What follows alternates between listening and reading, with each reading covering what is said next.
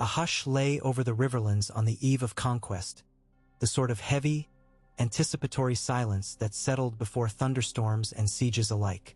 Harrenhal's 5 colossal towers, King's Pyre, Widow's, Tower of Dread, Wailing, and Ghost, stood unblackened against an early autumn dusk, their pale stones catching the last saffron light. At their feet, charcoal gray lake mist drifted in low wreaths above the still mirror of the god's eye, masking fisher skiffs and willow roots alike. Creaking portcullises sighed open and shut in the breeze. Banners of House Hoare, black with a golden longship, sagged beneath their own damp weight. Within those walls, the last king of the isles and the rivers paced like a caged leviathan. Harrenhal's feet, bare upon chilled marble, marked an erratic pattern toward the window, back to the map table, and again toward the window where he could almost imagine Balerian's silhouette against the sunset. His counselors whispered of surrender. His eldest son tugged at a gilded gorget that suddenly felt like a noose. Yet before dread could ripen into stark terror, a white raven arrived. The dragons would parley. It was Visenya who descended first, Vagger's talons gouging furrows across the riverside commons before folding as neat as a cat's. Across the lake, mare axes circled once, Rhaenys aloft on her silver saddle, while Balerion the Black Dread hovered, a hovering promise of annihilation that never quite fell. Aegon landed last, sword still sheathed. No flames, no as. Only the hush and a simple offer. Bend the knee, open the gates, and Harrenhal would stand inviolate, its towering bones left uncharred. To the shock of every watching bannerman, Harrenhal did bend, slow, ponderous, yet unmistakable. His knees touched the flagstones before the conqueror. An age ended, an age began. In the years that followed, stoneworkers from Pentos, stonemasons from Old Town, and timberwrights from Sisterton came to learn the castle's secrets, to strengthen cracked groins and resurface ancient vaults. Dragons roost upon the Widow's Tower like midnight gargoyles, blackening the sky with leathern wings yet never blackening the stone beneath. Aegon himself chose the vast high hall as his throne room, deeming its vaulted ribs and sun-spider chandeliers grand enough to rival Valeria's vanished palaces. King's Landing would never rise upon the mouth of the Blackwater, for there was no need. Harrenhal's centrality, astride the crossroads of the Trident, promised quicker summons of banners, shorter rides for emissaries, and fertile grain fields to feed a burgeoning capital. The small folk murmured that a dragon had perched upon the realm's spine and drawn every artery toward itself. At first, skepticism festered like mold and damp keeps farther south. Lord Orys Baratheon, hands still bandaged from Storm's End's surrender, wondered aloud whether a fortress built by cruelty could become a cradle of peace. Yet when the first royal decrees issued from Harrenhal, road-building funds, grain price ceilings after a blighted harvest, and pardons for marcher lords who offered hostages, hope replaced dread. Alysanne Waters, bastard daughter to an unremarked Pentoshi sailmaker, arrived at the new capital with nothing but a chipped lute and a voice like moonlit water. She sang in the torchlit wine gardens that sprouted within the outer ward, threading her ballads through the laughter of hedge knights and septons alike. One frost-sharp evening, as the Godswood's werewolf bark oozed resinous tears, she found herself summoned to the high hall. Jonquil-scented tapers limned the dragon throne. Aegon listened. Her song told of walls that burned, of ghosts that wailed, and of mercy that stayed a dragon's fire. When her final soft chord faded, Rhaenys rose and proclaimed, "Let the realm know Harrenhal no longer weeps for its doom, but sings for its deliverance." Alysanne left with a patronage livery of black and red silk, her name etched into court memory. Stories such as hers multiplied. A Lorrainer from Lannisport fashioned harness rings strong enough for dragonsteel without splitting. A northern master of ravens devised taller rookery turrets so messages could reach even in storm-swept nights. From each corner of the realm, innovations, crafts, and songs converged upon the stone colossus by the god's eye, each granted a place at Aegon's court. Septa Valina, matron of the newly consecrated Great September of the Seven Towers, recorded in her leather chronicle how the royal household awoke each dawn to chimes echoing down spiral stairwells. Courtiers flowed through sunken cloisters to break their fast beside steaming copper cauldrons of river trout stewed with pepper and saffron. Pages scurried across suspension bridges linking tower to tower, balancing ledgers and candles, gossip and dread. Dragons basked upon ramparts warmed by sunrise. She wrote, too, of early reforms. A codified tax upon wine casks instead of flat levies upon small folk, and a dragon post network, a rider exchange stretching from White Harbor to Sunspear. At Visigna's stern urging, the Crown's guard was expanded, its sworn brothers quartered in chambers once used for torturers' cages. Blades that had known only conquest were sharpened now for vigilance and law. 3 years into the reign, a shimmering afternoon found Aegon standing atop King's Pyre Tower. Below, new wooden cranes groaned as they hefted stone for a riverside market quay. Off to the east, survey stakes marked the first leg of the Golden Road, destined to unspool from Harrenhal's gatehouse toward Maidenpool and Gulltown beyond. Visigna's gaze followed the stakes until they vanished in haze. "Stone may last, brother, yet roads last longer," she mused, Vagar's shadow curling around her feet. Aegon answered without turning. "And memory lasts longest of all. Let it remember we forged more than chains and crowns. Let it remember this day's beginning." He raised Blackfire, not as a threat but as a beacon, and every mason, carpenter, and stable boy below paused to cheer. The realm's new heart had begun its steady beat. His daughters by Rhaenys, Aenys, and Viseria roamed the Godswood's ebon oaks, chasing fireflies beneath bellflowers the color of dusk. Court gossip sweetened them into living symbols, innocence dancing where char and death once loomed. Yet court politics swirled as ceaselessly as moths to flame. Lord Tully, wary of the crown's grip on his river vassals, pressed for expanded autonomy. Lord Hightower's envoys offered copious loan coin if the seat of faith were removed to Oldtown. Visigna met such maneuverings with steel-gray poise. Her Queen's Guard, rumor whispered, drilled nightly in a disused torture hall, their vows echoing where screams once died. When bandits along the Trident extorted tolls from pilgrims, their severed heads lined the riverbank within a moon. Harrenhal's fearsome reputation had dulled but not vanished. It merely wore a courtier's velvet now. Time, inexorable, carried the capital into its second decade. Harrenhal's curtain walls sprouted terrace gardens where myrish vines curled around carved wyverns.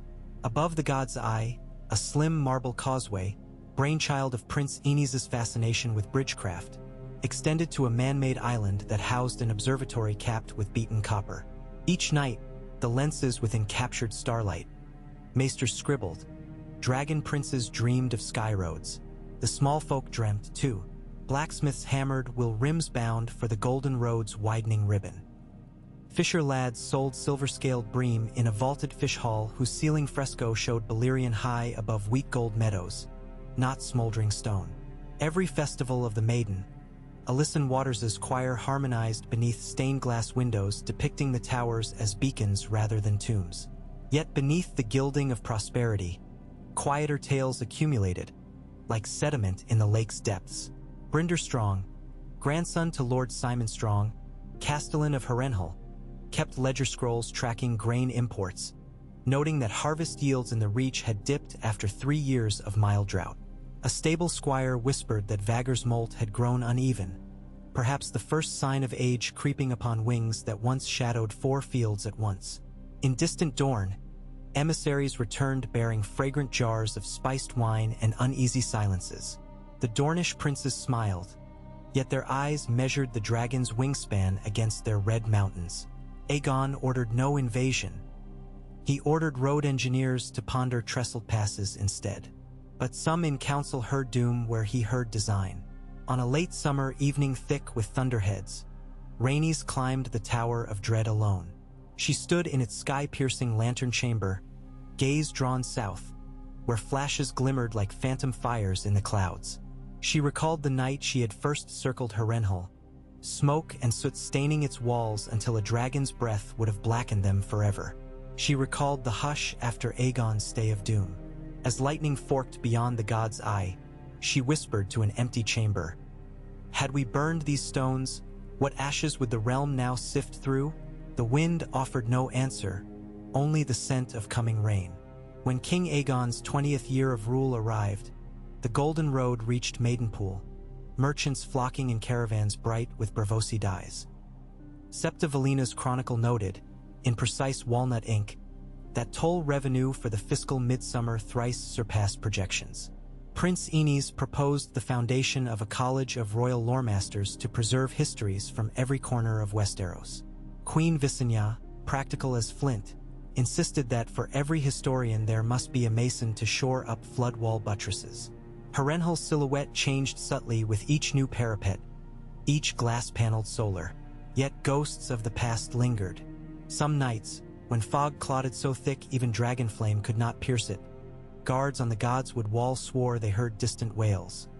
Echoes, perhaps, of the castle that could have been, the castle that burned in another turning of the wheel.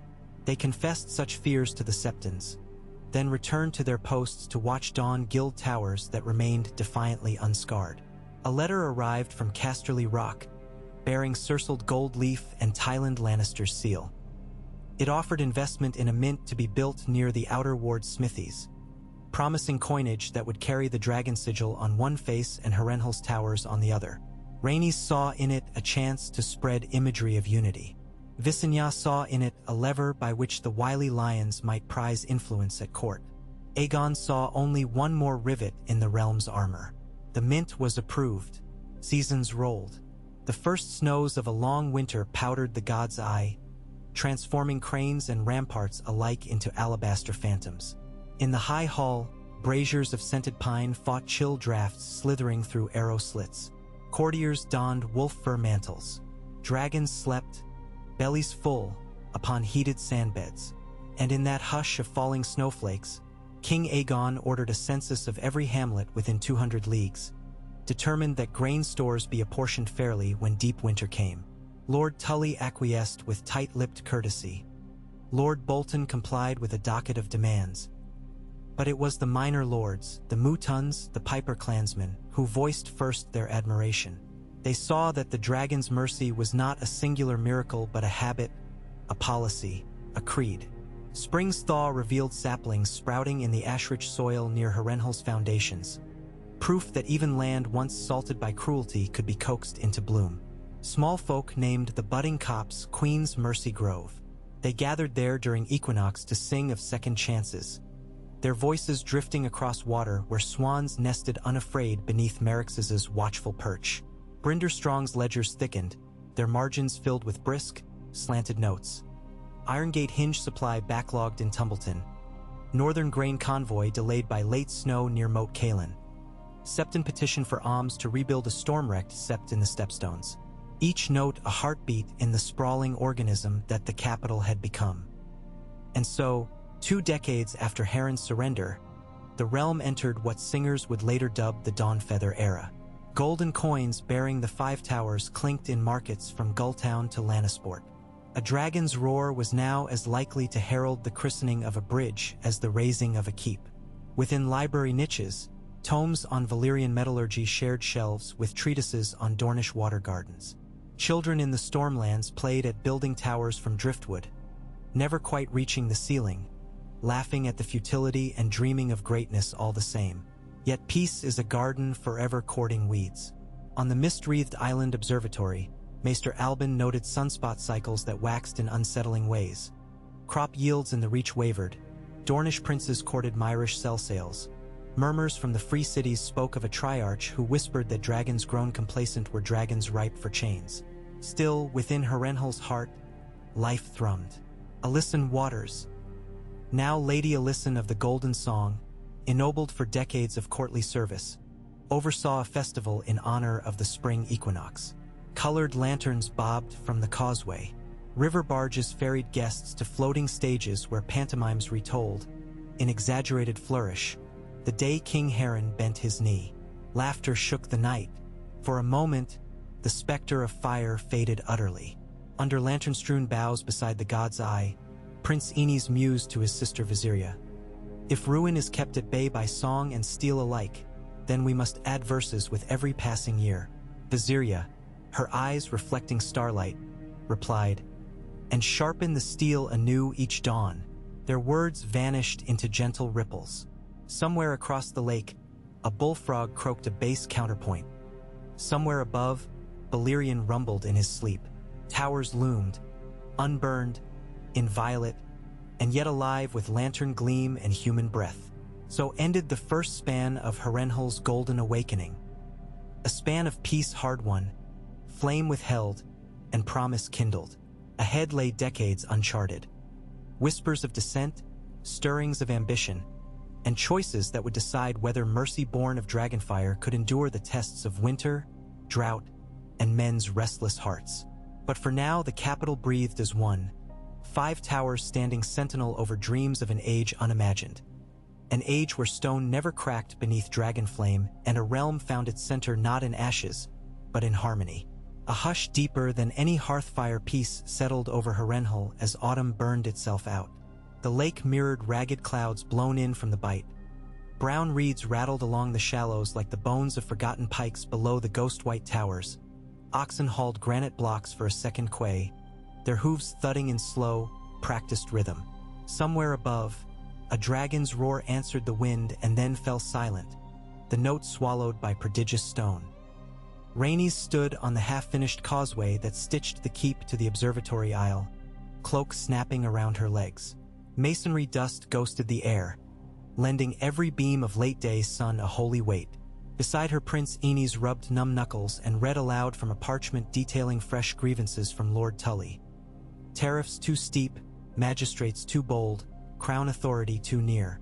Rhaenys listened and imagined how easily Balerion might sear a moot of malcontent lords to carbon, then reminded herself that mercy had been their cornerstone. She tucked a strand of silver-gold hair behind one ear and wondered how many more such letters would come before winter truly bit. In the High Hall, Aegon faced a different storm. Lord Orys Baratheon had arrived unannounced at dawn, rain-slick and fuming. The king's foster-brother pounded a mailed fist against a scale map of the southern marches, accusing Dornish raiders of slipping through the Bone Way, abducting Vale's women, and burning wheat before harvest. "They test us, Aegon," Orys growled, breath silvering in the unheated air. "They test the mercy that keeps these stones uncharred." Aegon said only, "Then let our answer be stone, not flame." At his order, Visenya convened engineers, Cell-sail captains, and Septon scholars in the Tower of Dread's Undercroft. There, by torchlight pooled like molten topaz, plans emerged for a chain of watchforts along the Dornish marches. Squat, dragon-shaped silhouettes equipped with great bronze mirrors to catch the sun by day and beacon fires by night. The beacon line, people would one day call it, blossomed on vellum months before the first spade bit earth. Yet suspicion festered in the cracks between cut stone. When a shipment of Reach grain arrived mold-speckled, northern rumors claimed Tyrell agents had soured it. Reachmen whispered that iron-born saboteurs had salted the holds. Maester Albin, lean as a drawn quill, delivered numbers to Aegon. Projected winter stores fell short by 400 wagons. Aegon's brow tightened, but he did not summon dragons. Instead, he dispatched royal bursars to subsidize coastal fisheries, and decreed that surplus Duskendale barley be milled into porridge bricks for Riverlanders. Small folk cheered him, but nobles muttered into spiced wine that his purse grew lighter while theirs shouldered the tax. In those same weeks, the College of Loremasters held its founding convocation within the vaulted nave of the Great September of the Seven Towers. Scribes with inks still smelling of MYRHH pledged to gather every canto, chronicle, and charred scrap of Valyrian history left in Westeros. "Knowledge," proclaimed Prince Aenys, voice echoing like a bell peal, "is the mortar that binds our realm." Some smiled at such idealism. Others, noting the dragon guards outside, called it hubris. One evening not long after, Brynder Strong caught a whiff of smoke in the buttery corridor. A thin, acrid thread twisting up from a flagstone seam. He knelt, pressed a palm to cold stone. The tremor of subterranean drafts chilled his skin.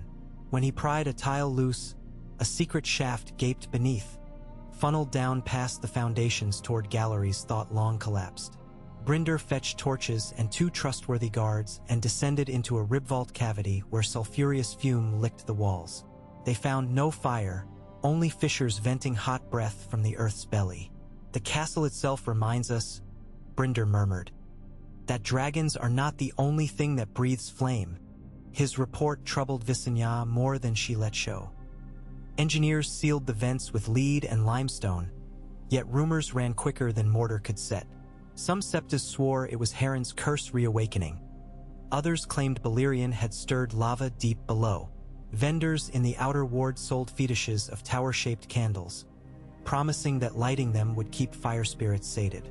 While fear traced new veins through stone, joy sprang up in less heralded corners. Alyssum Waters shepherded a festival honoring the stranger's night, a low-born holiday of masks and whispered confessions. Courtiers balked at the irreverence until Rhaenys herself donned a porcelain fox mask and danced among the crowd. Perfume, wood smoke, and laughter drifted over the lake, and for a single moonlit span the very notion of dread dissolved in candle glow. Come morning, however, messengers brought tidings from Volantis. The Triarchy had voted subsidy for a Cell-Sail armada, and one of its archons spoke openly of reclaiming lost Valyrian dominions across the narrow sea.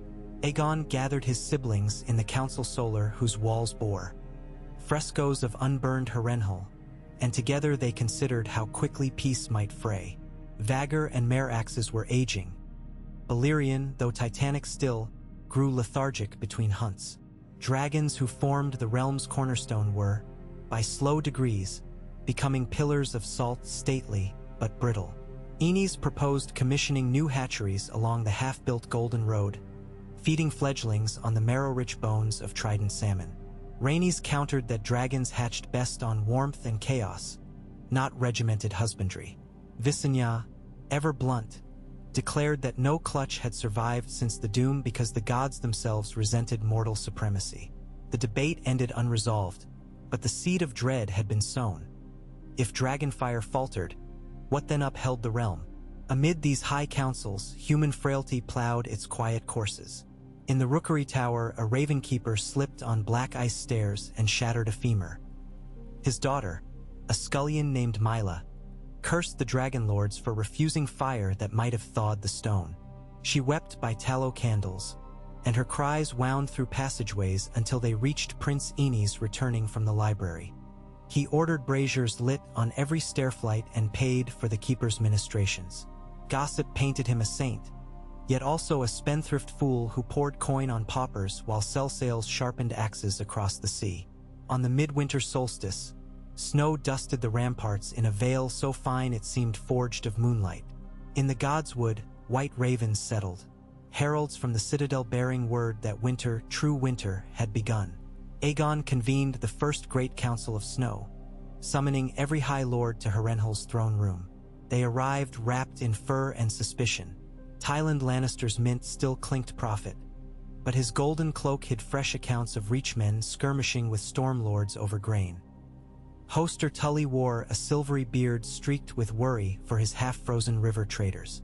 The new Stark, young Lord Bernard, journeyed 13 days through sleet to warn that white wolves howled in numbers unseen since the long night. Inside the high hall braziers flared, perfuming the air with cedar and wild sage. Yet speeches fell frosted from lordly lips. Discussion of levy quotas ignited quarrels. Debates on road maintenance melted into accusations of crown overreach. Finally Visenya stepped forth, dark sister hanging like a shard of night at her hip. She spoke no threats. She only recounted, in a still voice that carried to every pillar, how fire had spared these stones once and could do so again, or not as the realm willed. Her point needed no unfolding. Silence congealed like ice. Agreements followed in its wake. While great matters ground forward, smaller cogs turned unseen. In the scriptorium, scroll worms chewed into a rare Valyrian codex until only frayed calligraphy remained. A novice named Tressa, distraught, painstakingly recopied the damaged passages, adding marginalia on how Harrenhal's mercy might shield knowledge itself. Her diligence would one day underpin the compendia that scholars centuries hence would call foundational, but for the moment she was merely a girl with ink-black fingers and aching eyes. Spring arrived late, dripping from still blackened boughs, its thaw stuttered by hail. Yet when at last crocus spears pierced snow crust, a different bloom followed: banners. Sail flags flapped in the harbor at Maidenpool, red krakens, green kraken, silver krakens upon indigo, hired under the Triarchy's purse. Scouts brought this news to Harrenhal, and with it rumors that Myrish powders, incendiaries to rival wildfire, filled their holds. Aegon climbed the Tower of Ghost, where broken battlements had been re-chiseled into terraces for his war council. He studied maps until dawn pinked the sky. By first light, he declared that the River Realm would not wait for sack or siege. Instead, he summoned Admiral Nestor Royce to assemble the royal fleet, while Orys Baratheon rode for Storm's End to raise garrons and galleys. Yet still Aegon stayed Balerian's tether. "Let our ships bear the first answer," he told Visenya, "and our words the second. Fire remains our last." That same week, a comet blazed green across the heavens. Superstitious whispers spread faster than any raven. Some said it heralded wealth, others doom. Maester Albin noted its trajectory and predicted it would graze the far atmosphere within a fortnight. Prince Aenys, ever romantic, invited commoners into the observatory island to witness the sword of the heavens. Thousands crossed the marble bridge under torchlight, their faces upturned, eyes reflecting emerald arclight. Many had never before seen stars through bronze lens tubes. Some wept at the sweep of the cosmos. Alyssum Waters sang a new ballad that night, of towers unburned, of a dragon king who leashed his own dread, of a castle reborn as beacon not pyre. 3 nights later, wind carried the distant thunder of cannon fire from Maidenpool to Harrenhal's lake-mirrored stillness. Volantene galleys had met crowned ships off the Cape of Eagles. Flames silvered the horizon. Aegon did not sleep. Ravens came hourly.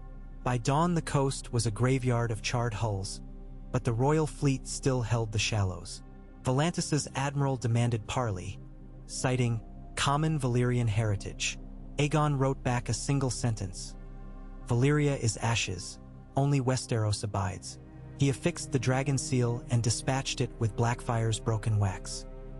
In council, he moved pieces on a Sivas-like board representing both coasts. He authorized fresh coastal beacons, scaled down models of the Boneway forts, each to house Wyvern's breath catapults able to lob pitch jars 200 yards into surf. Lords blinked at so many new levies. Aegon promised crown coin would cover half the cost. His treasurer blanched. Yet as galleys re-rigged and harbors bristled with new catapults, inland life surged along the Golden Road. Pilgrims bound for the Great September swelled into caravans. Bakers lined the causeway with honeyed bread. Street players enacted pantomimes of the Green Comet. Mila the scullion, now apprenticed to a midwife, delivered twins to a potter's wife beneath a dawn-tinted jade by comet flame. She named them Mercy and Hearth and believed the heavens had smiled. Autumn's return brought tidings less kind. Vagr failed to rise from her roost atop Widow's Tower. Visenya spent 3 days and nights beside the dragon, stroking leathern wings and pouring mulled goat's blood between serrated jaws. On the 4th dawn Vagr rose, but the effort left tremors racing through her limbs. Stable hands turned away so as not to weep openly. Oceans of stone could not hide the truth. Dragons could perish, if not by spear then by age. Rhaenys met Aenys on the gods would bridge that evening. Frogs croaked, willows draped, and lake midges formed constellations above black water. Rhaenys said plainly, "We may live to see the day our wings are only memory." Aenys answered, "Then let what we build outlast flight." He gestured toward the shadowed towers where masons' lanterns still swung. Aegon's mercy must birth structures of mind as well as stone. Rhaenys kissed her son's brow and wondered whether hope could stand where dragons bent. Winter's 2nd year clawed south with razored claws. Grain caravans bogged in slush near the twins. Dornish raids flared anew despite the beacon line. In the stepstones, cell sails regrouped, lashed by storms yet baited by Tyroshi coin. Harrenhal's storehouses emptied faster than they filled. Lords petitioned for relief and found the royal purse thin. Tyland Lannister proposed interest-bearing loans. Aegon rejected them, unwilling to shackle crown to lion claws. Copper currency debased. Riots sparked in the fish market where porridge bricks ran short. Visenya took to drilling the crown's guard in full harness nightly, their grunts echoing off torture chamber walls repurposed into a killing yard. She eyed the shield wall and pictured foreign spears breaching harbor quays. Yet at her council, the forges did not strike dragon-scale armor alone. Smiths also hammered plowshares for Riverlanders. Her creed remained constant. Feed the folk, and they will feed the realm. One hungry dusk, a riot flame bloomed in the lower ward. Grain hoarders had been discovered. Small folk stormed the storage barns. Brinder Strong confronted them, armed only with the authority of his steward's chain, and found himself pelted by stones. A sling bullet split his brow. Blood slicked his vision. He did not draw steel. Instead, he opened the barn doors wide and ordered the horde weighed and divided fairly. The crowd stilled, shamed by his bloodied calm. That night Aegon visited Brinder in the maester's chambers, bound the wound himself, and swore a new decree: hoarders to be stripped of 1/3 their wealth for public need. The law, carved into cedar boards, went up in every market within a fortnight. As hunger eased and spring crocuses pried loose crusted snow yet again, Rhaenys convened a conclave of innovators in the Observatory Isle's glass-walled atrium. Alchemists proposed safer wildfire substitutes. Mummers devised traveling wagons to ferry songs to famine-struck hamlets. Engineers unfurled blue-green silk sketches of paddle-wheel river barges driven by captured water current. Aegon visited each table, questions sharp, interest genuine. Alyssum Waters composed a hymn for the occasion, its chorus promising that from one spared spark, 1,000 lamps may grow. That promise was put to trial sooner than any guessed. High summer brought word that the Selsail Armada had bypassed the Crown Fleet during a storm and was now loose among the Three Sisters, seizing fishing boats and ransom-raiding gullies. Orys Baratheon's galleys rushed, but wind favored the enemy. At council, Tywin Lannister again urged the release of dragons. Aegon refused. "If we burn every threat," he said, "the ashes shall one day choke us." Instead, he sanctioned a convoy of waterwheel barges loaded with trebuchet frames and mirror beacons. When launched into the Bight, they formed mobile forts reflecting sun so fiercely that sails caught fire from leagues away. 3 enemy ships burned. 2 beached. The rest fled east. Aegon's mercy and engineering had prevailed where fire had remained unsummoned. Victory's glow, however, could not hide the creeping dull ache of mortality. Balerian's eyes filmed over with a pearly haze. His wing beats stirred less dust and more regret. Aegon watched his eldest child Viseria walk the dragon's foreleg, unafraid, singing a lullaby older than the 7. He tasted sorrow like iron on his tongue. Should Balerion pass, would the realm still believe in towers unburned? At sunset he climbed Widow's Tower alone, stood where Harrenhal might once have paced, and traced the horizon where the golden road vanished into rolling red gold. He saw crucibles of change in every flickering hearth below, the butcher's apprentice practicing letters by candle flame, the septon penning verses on the comet's passing, the stonemason teaching his daughter how to set keystones so arches held forever. Stone outlasts fire, he thought, but only if minds outlast fear. He returned to council and proposed the most ambitious undertaking since the conquest: the Dragon Gate Library, a sanctum to house every known work of Valyrian steelcraft, Undul horticulture, Rhoynar water lore, and First Men runic law. "When our wings crumble," he told the gathered lords, "let our words remain." Some scoffed. Others signed their names to the charter. Gold flowed, often begrudgingly but inexorably, into the new foundation. Foundations dug into river mud, pilings drove deep, and by summer's end a skeleton of marble ribs rose beside the godswood. In that season's waning days, Visenya rode Vhagar one last time, circling Harrenhal in a sunset arc. She did not soar high. The great she-dragon's breaths rattled like bellows punctured. Yet every hammer in the yard paused. Every child looked up. They saw not frailty but testament. The old mother of fire refusing to yield the sky. When Vhagar landed, her limbs trembled.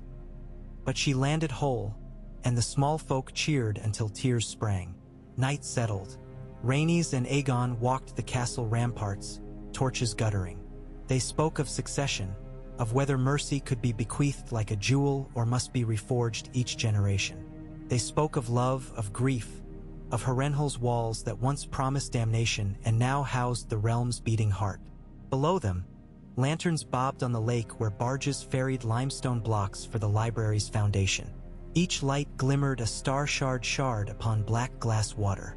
From that vantage the twins Mercy and Hearth might one day gaze. Aenys's hatchery eggs might yet crack. Myla's own babe might toddle through blossom-scented cloisters, and the beacon line might relay signals faster than crows. Or perhaps storms would shatter masts, sail fires would breach quay walls, dragons would pass into myth, and stone itself would remember fire's kiss. Futures splintered before their imagining, each hinge dependent on choice. But in that moment, towers unburned still clawed at moonrise. Dragons still roost, frail yet present. Voices still sang of spared flame. And the castle whose name once meant doom now beat like a vast, stony heart, pumping mercy, dread, wonder, and possibility through every vein of a realm determined to outlive its own legends. The winter that followed bled into the calendar like ink into water, darkening every margin of daily life yet never quite clouding the parchment through and through. Each dawn arrived muffled beneath a quilt of low cloud that hung so heavy an archer's arrow might have lodged in it. Frost paled the 5 towers until they gleamed like enormous ghosts. Wood smoke curled from every vent high and low, scented with oak, cedar, and the faint spice of foreign resins ferried up the trident months earlier. Even the lake lay rimmed in floating plates of ice that tinkled together when a swan dared disturb them. In that hushed world, the Dragon Gate Library rose course by marble course. Carters hunched in bearskin cloaks coaxed oxen across the frozen causeway, their sledges laden with blocks quarried from Maidenpool's bluffs, the stone veined pink like mauled rose petals. Atop a scaffold crowned in rhyme, a master mason named Garrod Haverford wrapped his hammerhead in greased linen, so the metal would not shatter when struck by morning cold. He tapped the keystone of a grand arch beneath which, one day, scholars would pass into warmth and candlelight. He tapped, breathed frost, and muttered a prayer to both the seven and the old gods. He no longer cared which answered, begging that the mortar hold against the freeze. Inside the castle proper, daily routines compressed like wool against rain. Servants scurried through sub-corridors hung with tapestry drapes to trap what heat they could. Queen Rhaenys ordered cauldrons of mulled cider set by the gates each twilight for returning sentries. Prince Aenys inspected them himself, sampling a dipperful from every batch to be certain no penny-pinched butler had thinned the spice. Alyssum Waters rehearsed her choir in the vaulted wine cellars, where the acoustics turned adolescent voices into silver lances that pierced the gloom above. Yet if Harrenhal sought to carve islands of comfort, the outer realm shifted like a restless sleeper. Beyond the beacon line, Dornish raiders ceased small forays and instead amassed in silent canyons, guided by scouts whose sand-colored cloaks blended with burnt stone. They tested lit beacons nightly, timing how swiftly signal mirrors leapt awake. In the bite of night, they debated whether dragons truly slept behind those towers or whether age had clipped their wings. Their chieftains finally resolved to wait.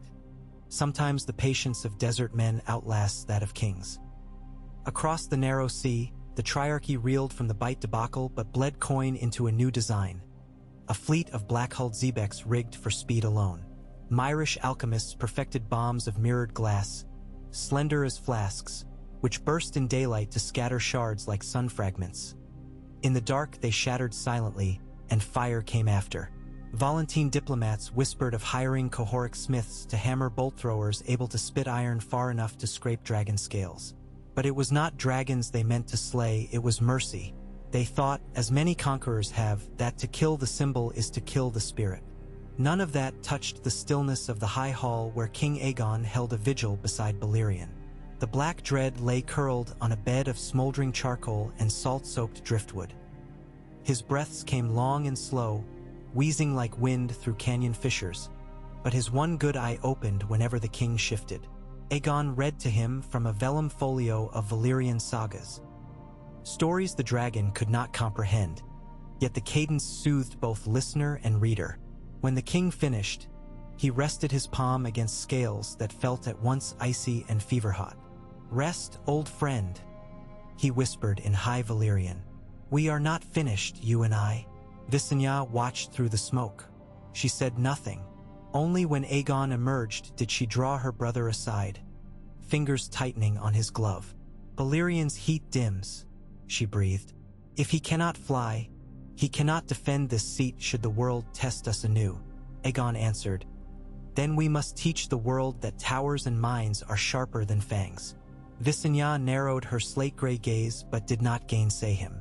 To prove the point, Aegon summoned a council, not of lords nor knights, but of makers. Masons, glassblowers, loom masters, vintners, and lens grinders filled the Widow's Tower refectory, cheeks reddened by the rare honor of eating at royal tables. Rhaenys moved among them like sunrise itself, asking after their children, their debts, their dreams. When bowls of peppered eel stew emptied and wine flagons ran dry, Aegon rose and declared a charter of guilds to be housed within the outer ward. Each craft guaranteed representation, each sworn to share methods, each permitted to elect its own speaker to the King's Maker Council. No precedent existed. Some whispered the king would birth rebellion by arming commoners with collective voice.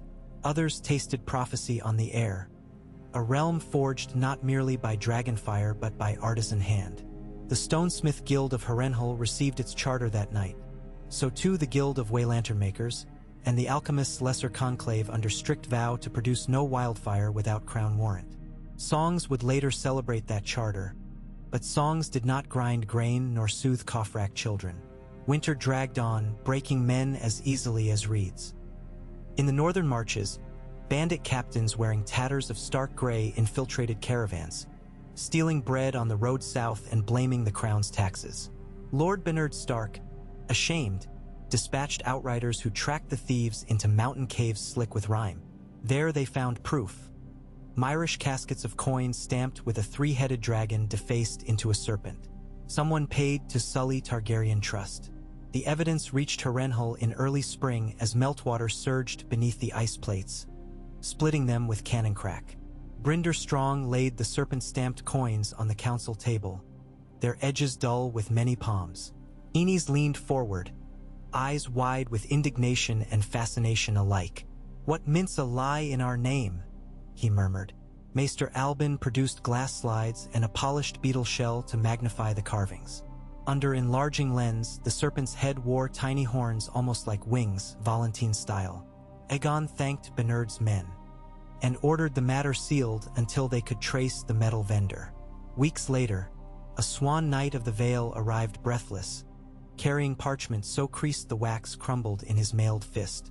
It revealed a captured captain of the black-hulled Xebecs who had spoken under Maester's milk.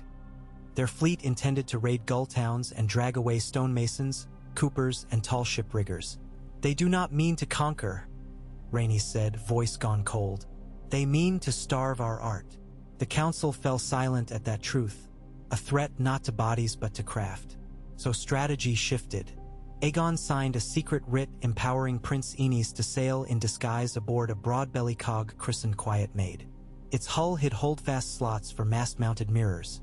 Its deck disguised swivel scorpions beneath hatch planks rubbed with rancid fish oil to mask pitch scent.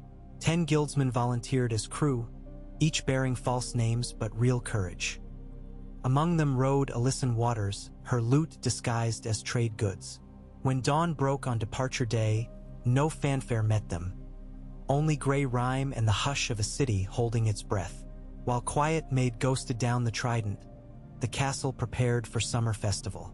It felt indecent to plan revelry when war shadows lengthened, yet Visenya insisted.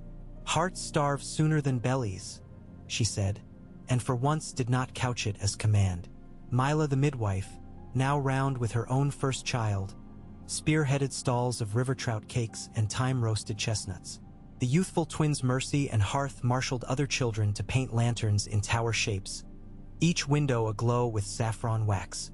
When those lanterns floated upon the god's eye at twilight, they would mimic Harrenhal itself scattered among the waves.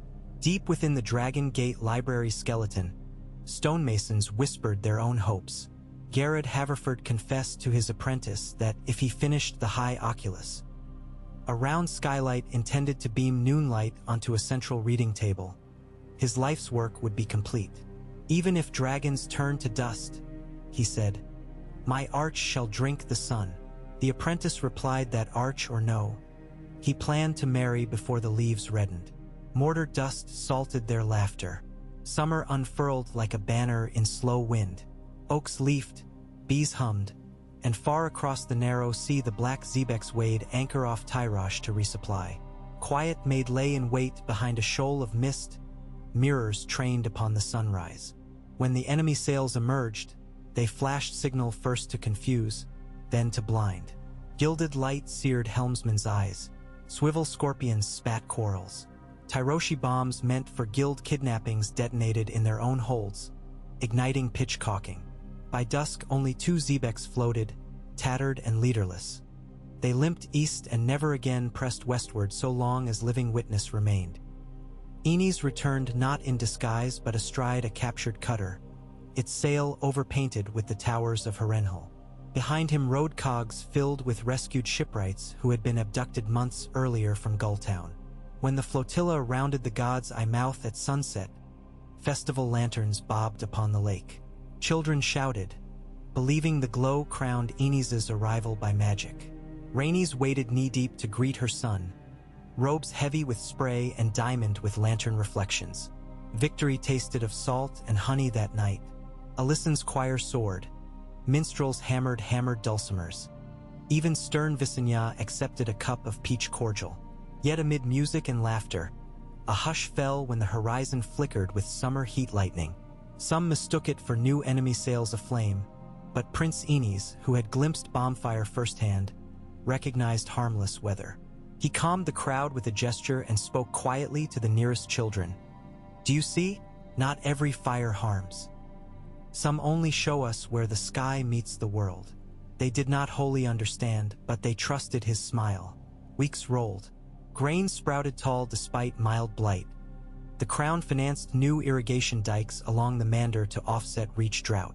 Lord Hightower, previously aloof, sent his sister as emissary bearing sandglass valves for improved water mills. Aegon accepted with courtesy. The Maker Council welcomed her with measured suspicion. Old Town liked influence, but Harrenhal no longer yielded easily. Then, on an afternoon glassy with heat, Balerion failed to draw breath. A stable boy noticed first. The embers beneath the dragon had cooled untouched. Maesters came running, clutches of herbs falling from their desperate fists, but the Black Dread's titanic body had gone still. When Aegon arrived, he knelt among sprawled Wings' ragged shadows and rested his brow against dead scales. No tears came, merely a silence so vast it swallowed the heartbeats of everyone present. Visenya stood behind him, hand on dark sister, and whispered, "He carried us farther than any wind." Word passed like tremor through the castle. Stones seemed to mourn. Bells tolled low, measured, yet unwilling to wail. Small folk left gardens unwatered to line the outer ward, candles cupped in trembling hands. Children asked why stars would now appear bigger at night, now that the greatest darkness beneath them lay silent. Alysan Waters wrote no song that day. Her silence became elegy enough.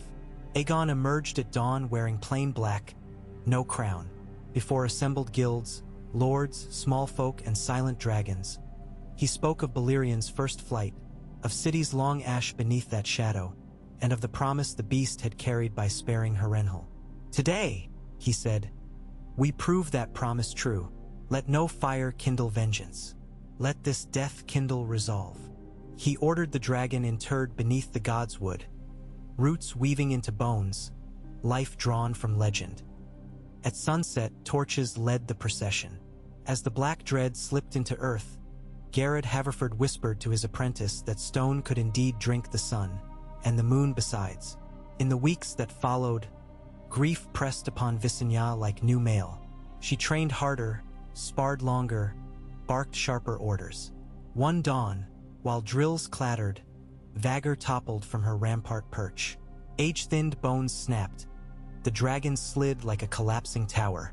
Visenya reached the beast before final breath and stroked papery eyelids closed. 2 dragons gone in as many moons. Songs would later call it the silencing summer. Yet Meraxes still soared, albeit slower, and hatchery caverns reported for eggs turned warm to the touch. Hope flickered. Aegon convened lords again, this time beneath the half-finished library's oculus, sun pouring through to paint each face gold and ash. He proposed a dragon conservatory. A ring of low stone keeps girdling Harrenhal, each crowned with copper cupolas to trap heat, each tended by maesters trained in Valyrian husbandry. Lord Bolton scoffed, calling it folly to pen fire. Lord Tully feared cost. Lord Hightower feared knowledge leaving Old Town. Yet Prince Aenys stepped forward, lifting a single egg cradled in wool. "We tend orchards," he said. "Yet orchards were once wild. Let us learn the tending of flame as we did fruit." Debate raged until Rhaenys raised her voice. Rare, melodic, unstoppable. "If we do not shepherd dragons," she said, "others will shepherd fear." The charter passed by candlelight and exhaustion. Carvers began shaping conservatory stones even as library masons set the final ribs. Each art fed the other. Dragons for dread, books for wisdom, craft for plenty. The three pillars of Aegon's dream grew intertwined as wicker roots. Autumn's crisp breath crept down from the north.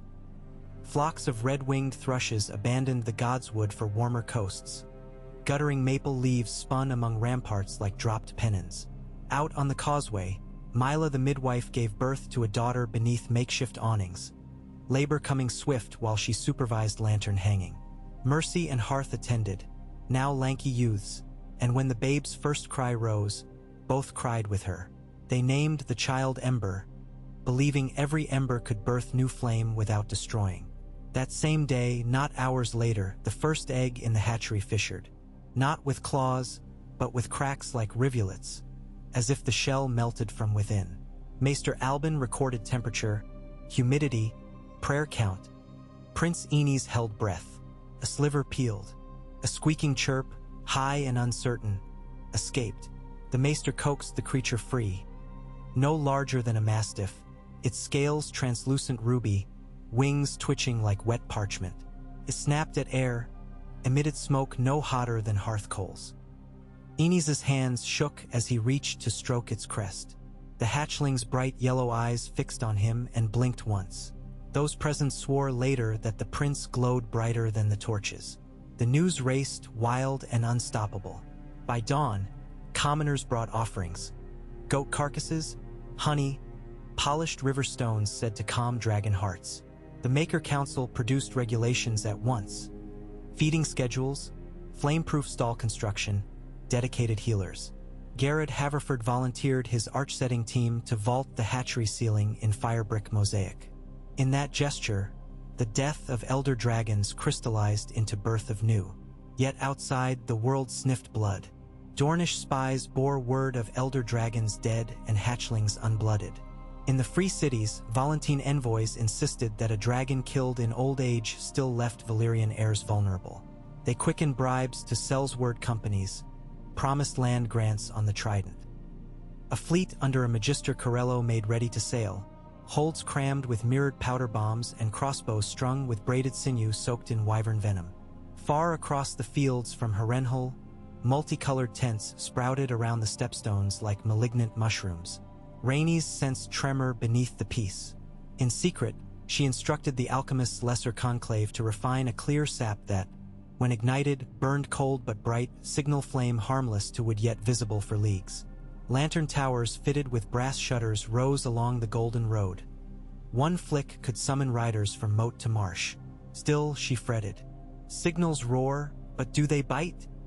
She asked Visenya. The elder queen placed a weathered hand on her sister's arm. They bite enough to warn the wolf, she said. And sometimes wolves think twice.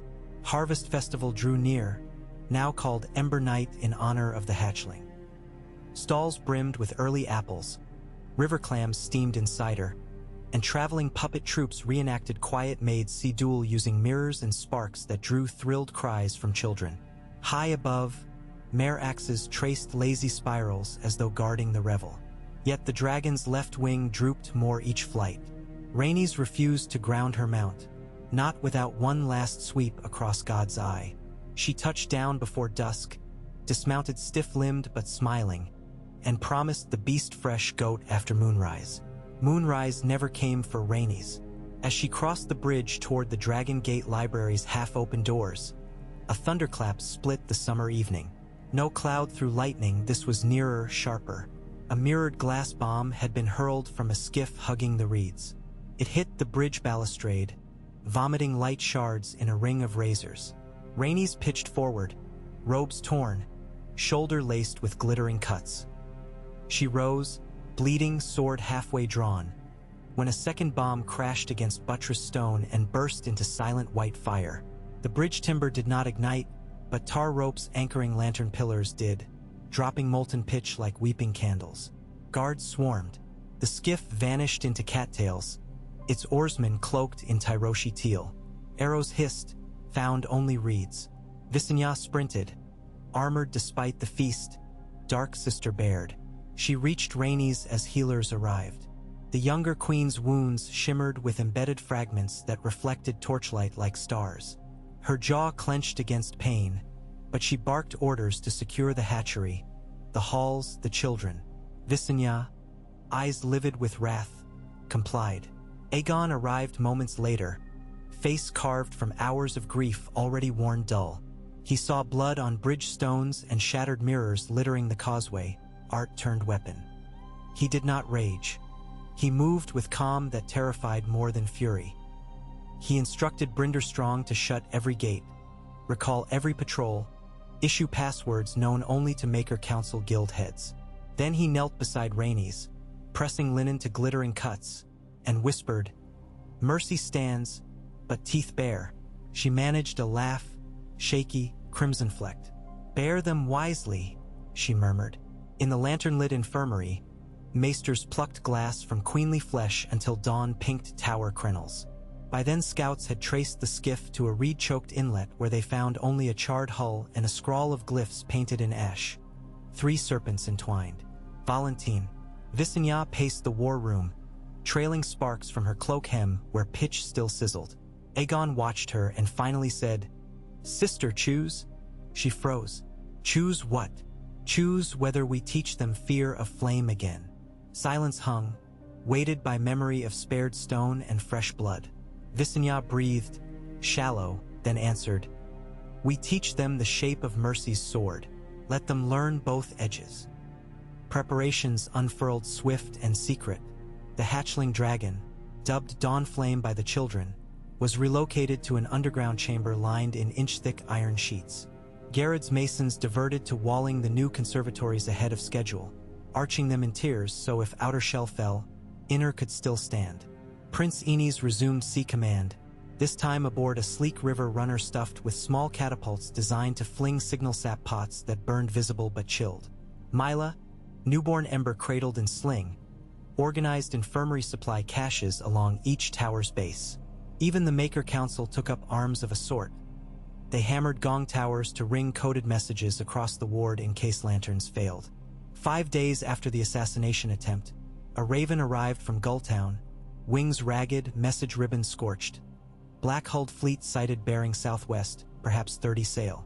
Aegon gathered his war council in the half-finished library's reading hall. Sunlit if unfinished, and symbolic of knowledge wielded in defense. He spread a new chart. The fleet's projected arc intersected both Gulltown and Duskendale before the Trident Mouth. He assigned Lord Arryn command of Skywatch rookeries, Lord Hightower the loan of harbor chains. Lord Bolton, arching an eyebrow, offered flaying knives. Aegon declined, but posted Northmen along the coast where their longbow reach could strike rigging from shore. On the 6th day gulls screamed over God's Eye, unnatural, panicked. Scouts atop Widow's Tower saw smoke plumes southward. Not Gulltown nor Duskendale. The fleet had slipped between watch points and set torch to tiny fishing hamlets, abducting woodwrights and sailmakers. They sought artisans still. That night heavy clouds blanketed moon and star. Lantern towers blinked spaced signals across haze. Fleet assembling near Driftmark. Aegon had planned to bar them by water. But Merax's, oldest wing still strong, broke from roost with Rhaenys in saddle before strategy could alter. She climbed into blind dark, trusting a dragon's senses where human eyes saw nothing. Visenya cursed, fearing widowhood. Yet she too leapt astride borrowed harness on Vagur's skeletal daughter, a young she-dragon called Smoke Cloud barely tested in air. The beast lurched but caught wind. 2 dragons, one ailing, one half-grown, winged toward Driftmark guided by beacon towers flicking amber squares on horizon haze. Below moved Prince Enes's river flotilla, sails painted charcoal for stealth. They hugged coast until Driftmark shoals churned white. By then enemy Xebecs fanned into crescent formation, launching mirrored bombs at hypothetical dragons not yet visible. Rhaenys dove first. Merryx's shadow, ragged but immense, swept across bobbing masts. Cellsail crews loosed bolts. Venom-laced iron whistled. The old dragon banked, one bolt lodging between fused vertebrae with a sound like cracking ice. She roared flame not hottest but still monstrous, fusing deck timbers to slag. Smoke cloud followed, flame thinner but scorching lines and sails to ash. Then Prince Enes loosed his secret. Signal sap pots arced high, bursting in midair into halos of cold light so bright sailors staggered blind. In that glare, Merryx's silhouette seemed thrice her size. Smoke cloud multiplied into phantoms. Fear cracked discipline. 2 Xebecs ran aground, 3 collided, rigging ablaze. But mirrored bombs still flew. One struck Smoke Cloud's hind leg, glass shrapnel shredding membrane. The young dragon screeched, spiraled downward. Visenya clung, wrestling reins, guiding beast into a brutal water plunge that doused its own smolder. Rhaenys saw her sister go down and angled mare axes to screen them, scales taking bolt impacts with agonized grunts. From below, Enes's cogs raked hulls with scorpion fire, targeting rudders so ships stalled sideways. Flames, real, hot, merciless, lit waves. Cold lantern light painted shadows. Thunder of splintering masts roared across dark water. Finally, a catapult stone from Shore Fortress, manned by guild stonemasons conscripted for the siege, smashed the flagship's middeck. The Triarch Admiral, Magister Corello, tumbled into burning surf, armor dragging him under. At dawn, crimson haze veiled a sea strewn with smoking ribs. Meraxes limped skyward, left wing trailing tears but aloft. Smoke Cloud dragged herself onto a driftwood-stacked spit, blood thick as tar from wing rents. Visenya dismounted, ripped tunic into strips, and staunched until maesters rode out. Enes knelt beside, soot masking his features, and murmured promises of stronger flight to come. They returned to Harrenhal as battered victors. No enemy vessel sailed again that season. The Maker Council forged a commemorative flashing lantern code. 3 long, 2 short, 3 long, meaning mercy-tempered. Children repeated it with sticks at play. Damage, however, ran deep. Rhaenys' shoulder wound festered. Glass shards missed in surgery, leaching infection. Visenya's thigh bore poison from a bolt scratch that perhaps had been venom-laced. Maesters brewed poultices from ghost-cap mushrooms and silver tree bark. Court life slowed into corridors heavy with herb smell and hushed steps. Alyson Waters wrote a lullaby for healing, taught it to novices, and the song drifted through air shafts like jasmine smoke, softening every ear it touched. Amid this, the Dragon Gate Library opened its lower galleries. No ceremony, just unlocked doors and posted guards. The first to enter were children, Mercy and Hearth among them. They tiptoed across mosaic floors depicting unburned towers, ran fingertips over bindings of tales they had never dared imagine. A copper skylight spilled early autumn sun onto the central dais where Garrett Haverford's great Oculus focused light into a perfect circle. Dust motes danced there like stars. Ember, toddling now, reached chubby hands as if to snatch them. Aegon visited that night. Alone, lantern in hand, he walked between stacks newly filled by scribes. He paused before an alcove reserved for future annals. On its empty shelf he set a single parchment, the Charter of the Maker Council, first by date in the new scriptorium. He traced the ink of his own signature and whispered, "Let this outlive dragons." Rhaenys recovered, slowly, scarred, but breath steady. Visenya, stubborn, trained anew with smoke cloud once wing repairs stitched. The dragon's flight would never be perfect, yet neither would it falter. Prince Enes oversaw conservatory walls rising, eggs warming. Dawn flame grew, SCA. Less deepening from rosy crystal to burnished copper. Small folk marveled that the young dragon's fire could caramelize an apple without scorching the flesh. Winter's edge returned, gentler than the last, as though the realm itself allowed time to mend. But watchers atop every beacon knew storms gathered somewhere beyond sight. The free cities nursed wounded pride.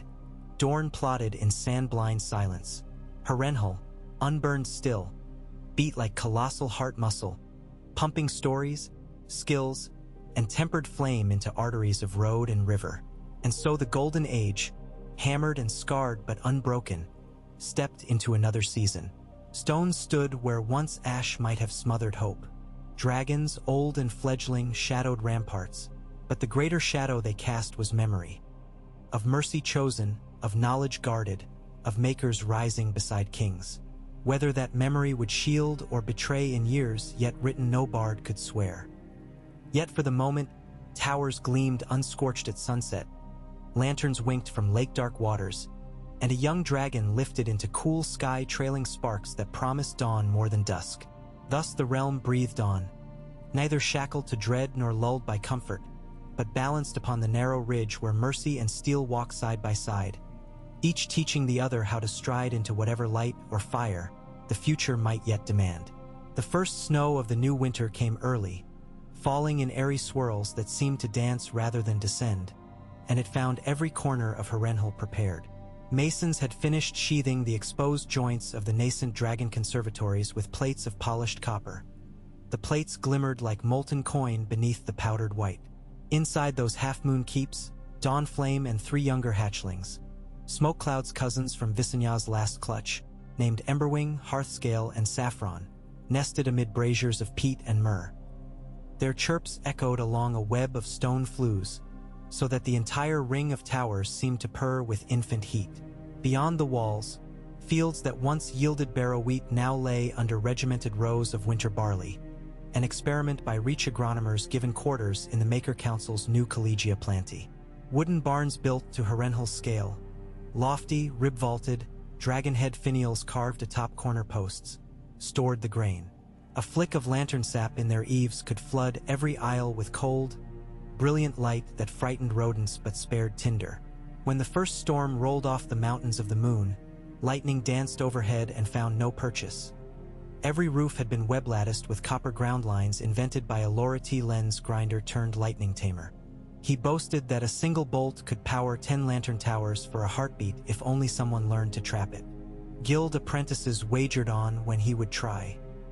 Within the Dragon Gate Library, a hush of turning parchment and soft footfalls replaced the clamor of chisels. Scribes copied Targaryen edicts onto vellum stitched with silvered thread, each decree witnessing the realm's intent to build rather than to burn. Scholar monks from distant Greenapple Vale delivered crates of scrolls said to predate the doom. Gossip claimed Meliquo Corrin himself had once inked notes in the margins, though no 2 notes agreed whether they detailed dragon lore or bawdy jokes in High Valyrian shorthand. Either way, those crates were opened beneath the new oculus at high noon. Dust motes rose like incense into the sunlight disk, and young acolytes wept to smell parchment older than their grandfathers' graves. Rhaenys, her shoulder wrapped in a silk sling stitched with hammered copper scales, made the long circuit of the gallery once a week. She carried a wax tablet on which she jotted any name or trade that seemed underacclaimed. A humble copyist whose rubrication shamed master illuminators. A dyer from Fair Isle who had invented a seawater fixative that kept inks from smudging in damp winters. A timid septa whose treatise on fairway taxation had already saved a dozen villages from grain sharks. The queen's silent attention became as coveted as any purse of dragons. Visenya remained more war than court. Her thigh scar burned in wet weather, so she walked ramparts in rain on purpose, letting ache sharpen her senses. Smokecloud's mended wing carried them both on short patrols across the King's Road as far south as Duskendale. Everywhere she landed, Market Square, logging camp, waymote, citizen pickets saluted with lantern sap flares. 3 long, 2 short, 3 long. She nodded once in return and said little, but her eyes recorded everything. The lean of a smokehouse roof that hinted at timber rot, the sullen glance of a burgher whose tithes ran late, the whisper-nervous posture of refugees trickling north from Massey's Hook. Each observation she poured into night councils with Aegon. Those councils met now in a chamber carved directly beneath the godswood, where the roots of the great weirwood burrowed like albino serpents through black earth. The trunk overhead bore no face. Aegon had decreed the carving reserved for a future generation who might choose either the old gods or the seven without fear. Instead, root knuckles jutted through ceiling vaults, lacquered to a bone-white sheen by resin drips. In their glow, maps spread like skins on the central table.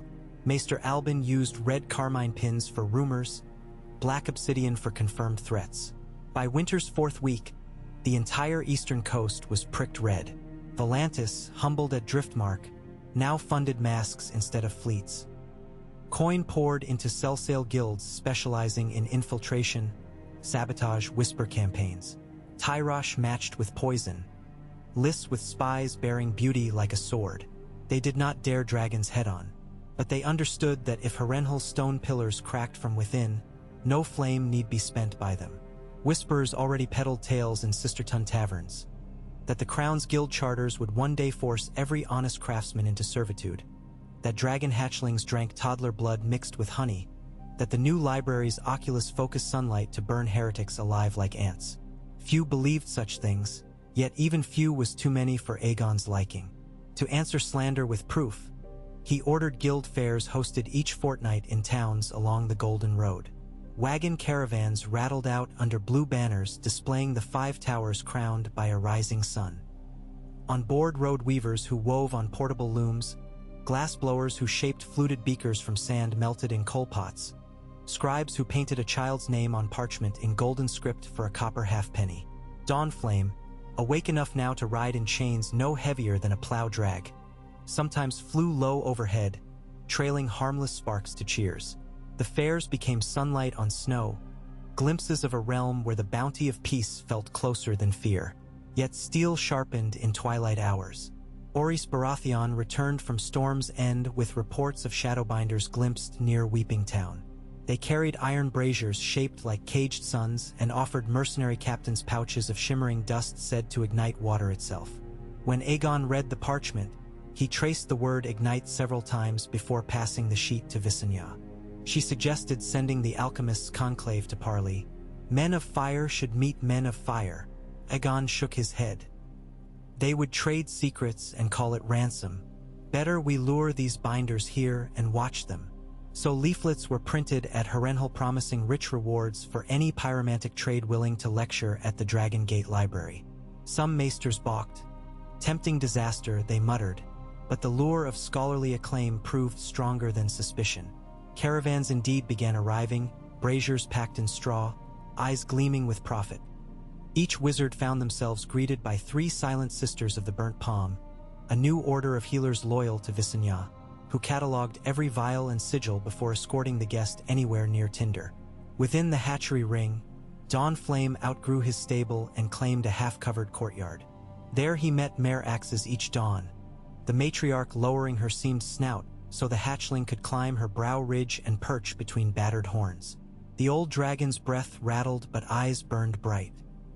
When mare axes rumbled, Dawnflame answered in high chuffs, mimicry turning to duet. Maester Albin recorded wind pressure when their calls overlapped, noting that the combined resonance shook ice from eaves 20 paces distant. He speculated that full-grown dragons might once have sung the seams of Valyrian glass towers loose before ever spewing flame. The idea enchanted scholars and unnerved stonemasons. Garrett Haverford quietly redesigned the library roof trusses with sliding joints to absorb vibration. Inside the castle's shadowed arteries, intrigue found new hosts. A chamberlain named Ulwick Carfield, a plump man whose laugh outshone his wit, was caught exchanging Maker Council cool recipes for Tyroshi blush wine spiked with whisper dye. Questioned under milk of the poppy, he confessed that 2 guild protests earlier in the year had been sparked by anonymous leaflets hinting at tax hikes that never existed. The leaflets, identically inked, traced back to a scribe's shop in Maidenpool where a half-burned cipher scroll in Cohoric glyphs lay in the hearth. Harrenhal scribes compared penstrokes and found them consistent with several broadsheets sold in Hull, Saltpans, and Lannisport, an invisible web, each thread humming with foreign coin. Aegon met such discovery with a calm that chilled wine. He instructed the Maker Council to double commissions for public reading lessons. If lies multiplied on parchment, let every peasant learn the shape of truth. Reading circles sprouted in sept yards, alehouses, even oathouses where teamsters slept. Lantern sap boards mounted on wagon backs illuminated oversized letters, and children took to scratching syllables in frost on barn doors. Knowledge, once hoarded by Lord Ling and Maester, slipped like sunrise into common palms. One brisk morning Mercy and Hearth presented their father Brinderstrong with a folded pamphlet titled The Tale of Two Flames. Inside, a rhymed dialogue between a dragon and a candle taught how one light can share fire without dimming. Brinder brought it to Rhaenys. She read, smiled through tears, and ordered 100 copies pressed. Within the week, the pamphlet traveled farther than any whispered slander. Into inns beside King's Road milestones, into fishing huts on Maidenpool's piers, into sept collections where priests saw sermon fodder. The realm's pulse quickened.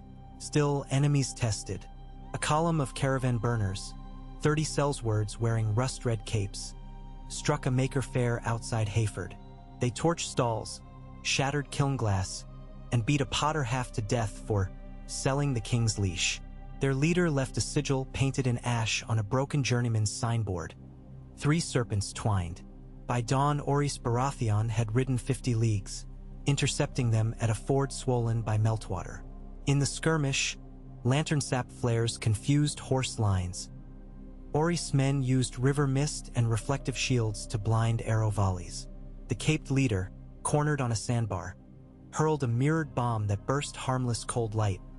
A second, hotter device misfired, maiming 2 companions. Orys offered quarter. The leader spat and leapt into rapids, vanishing beneath cutwater spume. Of the captives, none spoke Volantene. Most were Westerosi sellswords hungry for pay. Back at Harrenhal, Visenya interrogated them beneath the Tower of Dread's vaulted oubliette. She asked not of coin but of faith. Many confessed they worshipped no god but gold. Yet one grim sellsword, a riverman named Carl Mudd, claimed a priest of the Red God paid double normal wage if they swore to extinguish cold light lanterns. For only true fire must rule night. Maester Albin cross-checked with scrolls from a Lyseni preacher arrested in Gulltown last spring. Same rhetoric, same promise coin. The pattern sharpened. Where dragon mercy spread, some zealots of fire purity saw heresy. Rhaenys convened a dawn council beneath the library oculus on the first day of the new year. Snow muffled the courtyard outside, but sunbeam carved the chamber into bronze hush. Her sling gone, she addressed lords, guildmasters, and selected small folk. Millers, seamers, shepherds. She spoke of fear, how it hunts weak hearts and strong alike, and bade them remember that Harrenhal had once been fear's symbol until choice reforged it. She proposed a festival of shared flame on the spring equinox when every town on the Golden Road would light cold light lanterns and hot braziers side by side, proving that fire could warm without burning. The idea stirred debate. Some septons balked at red god iconography. Guildmasters fretted cost of oil, but the murmured assent of small folk drowned hesitation. The decree passed. Preparation consumed crews for months. Alchemists brewed cold light sap in copper alembics that bubbled purple. Smiths in the Vale forged lantern cages shaped like open books. Children in the Stormlands wove festival ribbons dyed indigo with winterberry steep. In the hatchery, Dawn Flame learned to hover above a torch and blow a single gout of fire that curled into heart shapes. Mercy's tutoring, rumor said. Emberwing and Saffron chased sparks, gnawing on shield blanks hammered warm to toughen teeth. As equinox neared, spies whispered of a fleet massing in the stepstones again. This time grain barges disguised as fishing kobolds, holds packed with sell sails who would row at night and land upriver of Harrenhal the eve of the festival. Orys urged a preemptive strike. Aegon instead summoned his guild of river pilots and asked them to map every hidden shoal within 50 miles. The river folk, proud experts of the trident's moods, arrived with braids hung with clamshell charms. They described sandbars newly shifted by winter ice, snags of drowned trees, eddies that swallowed pilings. Aegon smiled and commissioned false beacons, each identical to the real but placed on death shoals. Lantern sap, when trimmed to half intensity, looked like safe water to those who did not know the code. On Equinox Eve, sail barges indeed crept under moon-washed clouds, following light blinks. They foundered on toothy snags, cold water rushed holds. When they scrambled atop tilting decks, real beacons flared, the warning sequence, and from the bank, trebuchets hurled pots of marking dye that burst saffron plumes, turning the river into sunrise. No fire, no slaughter, only dye that rendered flight impossible. Crowned barges rode in, ropes flew, and surrender tasted of saffron and humiliation. The festival of shared flame dawned cloudless. From Old Stones to Maidenpool, villagers suspended twin lanterns on archways. One cold, one hot. In Harrenhal's ward, every window of the 5 towers blazed with alternating blue, white, and amber. At midday mare-axes, frail but proud, lifted above the god's eye and released a shuddering bellow. Dawn flame answered from the library roof. Their calls harmonized. The sound rolled across water and field like twin horns of sunrise. In that resonance, rumor later claimed, ice on the outer moat cracked in perfect concentric circles exactly matching the Targaryen sigil. A divine omen, some said, though masons insisted it was merely vibration along a symmetrical wall. When sunset washed towers in rose gold, Aegon strode onto the high hall balcony flanked by Rhaenys in twilight blue and Visenya in crimson-trimmed wolf fur. He spoke not of conquest but of craft, of library stacks filling faster than carpenters could build shelves, of roads branching from Harrenhal like veins, each pumping barter and song. He thanked the realm for sheltering mercy through storm. Then he raised a hand and every lantern in the castle, cold and hot both, dimmed to half-glow, revealing stars overhead as bright as hammered shield studs. The hush that followed was softer than prayer. In that hush, children sang the pamphlet rhyme, one light to another, no fire undone / 2 flames together, yet brighter as one. Their voices rose pure and high, and for a breath the entire capital felt like the inside of a single vast heart. Peace, of course, never rests forever. Late that night, under a moon ached thin as a reaper's blade, a lone arbalest bolt thudded into the copper cladding of Conservatory 3. It lodged among rose mosaic tiles inches above Dawnflame's nest.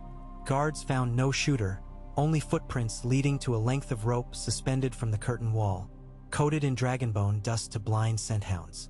The bolt itself had no barbs. Its shaft bore a tiny glass vial containing 3 serpent scales lacquered together. When Visenya examined it, she muttered, "A warning, not a wound." She filed the shaft tip to reveal a micro-etched High Valyrian couplet. "Mercy favors those who forget not fire." Deciphering the hand, Maester Albin concluded a Volantine scrivener of noble birth had etched it. How, he could not guess. Aegon called for watch rotations to double and quietly approved an underground vault where the hatchlings would sleep each night, stone-muffled against arbalest reach. Over the following moons, Harrenhal's forges rang brighter. The Guild of Bright Steel, founded by smiths who studied cohoric folding, presented prototype Singer plates, thin lamina hammered over faint undulations. When vibrated by dragon song, they resonated instead of cracking, dispersing sonic stress. Garrett Haverford proposed lining the library's highest cupola with such plates to convert dragon calls into music. He performed a test. Dawn flame roared within a stone courtyard where a single plate hung. It shivered, chimed, and the note lingered on every shutter pane. Listeners swore the pitch calmed racing hearts. Queen Rhaenys approved a full array, though Visenya muttered that dragons ought not be trained for serenades while foes sharpened spears. Rhaenys replied, "Spears rust in the rain of song." Spring rains came thick, silvering the golden road so it gleamed like molten pewter. Refugees from Stepstone's piracy followed that shimmer northward. Harrenhal's gates saw their first real test of compassion's limits. Brynder Strong devised tiered triage.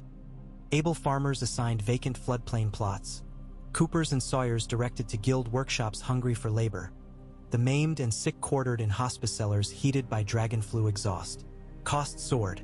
Tywin Lannister offered loans again, this time interest-free for a year. Aegon hesitated. Rhaenys, pallor hidden beneath a fur-lined hood, surprised the council by accepting, but only if the debt were repayable via guild trade, not coin. Let labor, not bullion, bind us, she reasoned. Tywin agreed, perhaps imagining leverage. Yet each cartload of grain barrels, each crate of mirror glass shipped west under that bargain sewed threads of interdependence stronger than gold ever could. Far away, beyond wave and mountain, news flickered of a civil quarrel in Volantis. The Tiger Party, humiliated by maritime failure, blamed shadow priests for wasted treasure. The Elephant Party threatened trade embargo. Spies reported arrests, temple torchings, even whispers of tiger-striped banners burning in secret desert pits. Visenya took little comfort. When tigers bleed, she said, they claw madly. She dispatched Oris to watch the stepstones personally. Dawnflame reached young Drakehood by then, wingspan the breadth of 2 feast tables, scales deepened to russet shot with gold. He practiced roof glides under Merix's watch. When he banked too sharply, he struck copper plates, and the resulting chime sent rookery ravens scattering. Ing. Berwing followed, though his flame spat only sparks. Hearthscale proved shy, preferring to coil around library hearths and listen to children read. Saffron, smallest, learned to imitate human whistles. Castle corridors filled with eerie echoes when she wandered. One dusky evening, as Mila carried her toddler Ember to view the chime roof test, a sudden hush blanketed the ward. Every dog pricked ears, every torch sputtered. A tremor, faint, rolling, shook flagstones. From beneath the godswood roots came a distant, guttural groan, as though earth itself cleared its throat. Maester Albin's instruments quivered. Water in scrying bowls sloshed. The ground stilled. Lantern guards exchanged wary glances. Visenya later theorized a fault line long dormant had shifted. Rhaenys worried for library foundations. Garrett Haverford smiled a mason's grim smile. The oculus ribs had flexed perfectly. The groan, though, rattled memory. People recalled the fisher's brinder once sealed where earth vented sulphurous breath. A stone rebelled, what hope had mercy? Chapels filled with prayers to whichever gods would steady bedrock. Lantern sap glimmers looked suddenly fragile in vast halls. Aegon called an open moot on the godswood lawn. He spoke of tremors ordinary and tremors born of fear. The land stirs, he said, because mountains breathe, because rivers cut deeper beds, because change is life. He ordered engineers to resurvey every foundation, to design slip footings under heavy towers, to embed copper rods that would ring like bells at the faintest shift. Knowledge would hear the earth before panic did. And so the realm learned a new craft, quake listening. Apprentices with sensitive ears laid polished shells against pillars, training themselves to sense tremor tune. Soon, West Road taverns buzzed with wagers on who could detect the next microshake first. That summer, as barley waved high and gold in fields no longer frighteningly empty, the Dragon Gate Library finished its topmost lantern. At the ceremony, Mercy, now tall, hair the shade of twilight reeds, pulled a braided silk cord. Lamplighters opened shutters, and cold light flooded forth, refracting through beveled panes into a beam visible even at White Harbor, sailors swore. The beam cut night like a noiseless clarion, guiding caravans from 4 directions. Beneath its glow, the 5 towers seemed no longer somber but crowned, a diadem of living stone. But light draws moths. A cluster of cloaked figures approached through river mists next moonless midnight. They carried no steel, only clay jars bound in wire.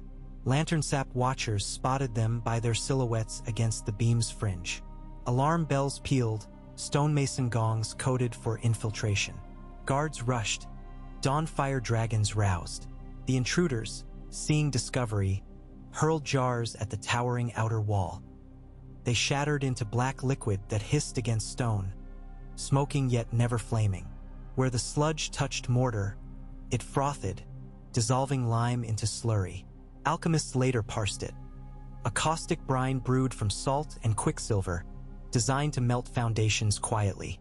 Dragons might have slept through slow dissolution. The infiltrators instead chose haste. Visenya intercepted one jar mid-throw with a side cut of Dark Sister. Glass shattered, solution spraying her gauntlet but not underlying flesh. The smith's bright steel resisted. The attackers fled. Dawn Flame swooped low, snatched two in talons. The others dove into river shallows where dye from the old battle still stained mud saffron. Guards pursued. Spears flashed. Shallow graves soon dotted the reed marge. One captive lived long enough to admit only that their payment came from a man wearing half a tiger mask, half a red god flame painted across cheek. Harrenhal survived, but acid scars marbled the copper cladding. Reminders written in greenish streaks. Masons patched, yet the stains remained like battle ribbons. Some called it ugly. Garrett said it was Stone's memory, and memory must not be whitewashed. After the attack, palace routine adopted a quieter gravity. Festivals resumed, but lanterns now glowed atop watch posts all night. The Maker Council funded a school of wall wizards, chemists who brewed neutralizing bombs and taught masons to layer mortar with powdered dragon glass that foamed against acid. Children no longer played near outer walls unsupervised. Instead, they gathered in covered cloisters where Hearthscale wrapped them in wings as they practiced letters on slate. Time, indifferent, carried on. Grain taxes paid Lannister debts ahead of schedule, to Tyland's surprise. Refugee fields sprouted first sprouts of flax. Loom clacks joined forge hammers in dawn chorus. Bards from far corners wove ballads of the Lantern City, where dragons sang lullabies and towers rang bells when earth twitched. Sailors bearing such songs to Pentos reported that Volantine ports had emptied of mercenary hulls, their coin coffers drained. Some tigers had fled into steppe exile. Others preached retribution from hidden isles, but their voices carried only rumor now. At last, on a twilight brushed with pearly haze, Aegon stood once more upon Widow's Tower parapet. Below, roadmen lit transit lanterns. Above, library beacons speared sky. Rhaenys joined him, shoulder free of pain. Visenya arrived last, cloak snapping in cool breeze. Smoke clouds circled lazily overhead, the young dragon's wing almost whole. They said little. They watched Dawn Flame shoulder bump mare axes, watched Emberwing launch awkwardly and crash land in shallow waters to adolescent squeals. They listened to faint chiming of singer plates upon breath of shifting air. Aegon finally spoke, voice low. "We have shown mercy's edge. We have sharpened craft. We have mourned and mended. Do you see?" He gestured, the towers ahead, the library lantern, the patch-marbled copper. "Here stands proof that a realm may face every blow yet bend toward building." Visenya's eyes, flint under starlight, softened. "Stone remembers every scar," she said, "but scars shape the strongest walls." Rhaenys twined her fingers with his. "And songs fill those walls with hearts," she added. They stood as darkness deepened, as the gods would whispered in wind, as mare axes loosed a soft, contented rumble. In that vast, quiet moment, Harrenhal felt less a castle than a living citadel, stone, fire, word, and will knit into one breathing giant. The future, uncertain and restless, would test it again and again. Yet beneath stars glinting like chips of cooled iron, the capital endured. Unburned, unmarred in spirit, its 5 towers keeping watch over an age not of conquest but of creation. A golden age whose first chapter had only just begun to ink itself across the long parchment of time. A dawn as pale as a pearl rose over the god's eye, soft as breath against the unyielding winter chill. The lake lay sleeping beneath a skin of ice shot through with hairline fractures that glinted pink gold where first light touched them. On its silent surface, the reflection of Harrenhal's unblackened towers stretched tall and thin, like giants striving to catch the sun before any other thing. Smoke from hundreds of cookfires wound into the sky in tapering braids, twining with the rising beam of the library lantern until the whole horizon shimmered as though rippled silk had been flung over the world. Within the Dragon Gate library, a single bell tolled, a resonant note struck not with hammer but by the tremor of the earth the night before. Singer plates mounted high in the lantern ribs had quivered again at dawn, chiming a soft alert that set maesters scrambling up corkscrew stairs to check the oculus struts for hairline stress. They found none. Instead, they found Mercy strong, seated cross-legged beneath the beam, copying a Valyrian poem onto reed paper. At the bell's hush, she looked up, blinked at motes swimming through the sun column, and whispered something that sounded like a promise. Outside, the conservatory ring thrummed with restless wing beats. Dawnflame tested the length of his enclosure, claws clicking on marble flagging as he stalked through steam curling from braziers.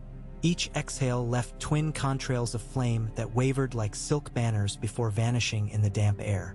Emberwing lay half-coiled behind him, tail-tip twitching while watchful amber eyes followed every flicker of light. Hearthscale and Saffron dozed, side by side, armored heads pillowed on each other's shoulders, scales reflecting coal-reddened glow. Above, Mare Axes stretched her rusty wings from tower perch to tower perch, bones popping audibly even through 5 feet of scales. A wheeze rattled in her throat, yet when Dawnflame hissed she answered with a rumble half lullaby, half command. The hatchling ducked his head, chastised, before stealing a sheep carcass laid out by keepers. Aegon Targaryen watched from the outer parapet, cloak flapping like a raven flag in the brisk wind. 2 nights had passed since the acid attack.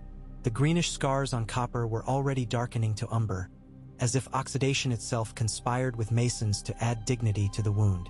He traced them with narrowed eyes. Each stain felt a tally mark on an unseen ledger, reminding him how many times mercy must gird itself like steel.